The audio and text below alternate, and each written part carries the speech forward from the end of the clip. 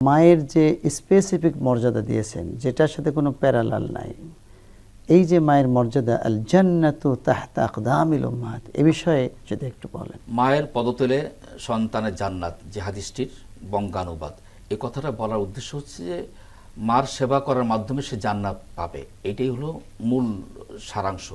কিন্তু মার সেবার ব্যাপারে এত সচেতন থাকতে হবে, মায়ের খেদমতের ব্যাপারে, খেদমত সেবা বলেন, মার সন্তুষ্টি বলেন, অর্থাৎ মার অধিকারের ব্যাপারে সন্তান সদা সর্বদা সচেতন থাকবে।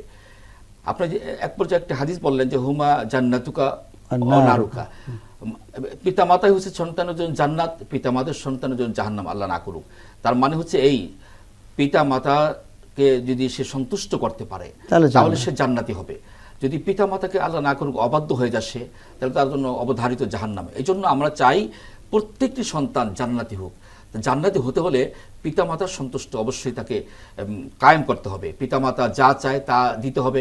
কারণ আল্লাহ রাব্বুল আলামিন সূরা বানী ইসরাঈলে আপনার সেই 24 নম্বর আয়াতুল কারিমে কি সুন্দর করে বলেছেন, রব্বিরহামহুমা কামা রব্বায়ানি সগীরা, ছোটকালে তোমাকে যেভাবে লালন পালন করেছে তোমার পিতামাতা, বয়োবৃদ্ধ হলে ঠিক তেমনিভাবে তুমি তোমার পিতামাতাকে সেভাবে লালন পালন, শ্রদ্ধা, সম্মান, ইজ্জত অধিকার করবে।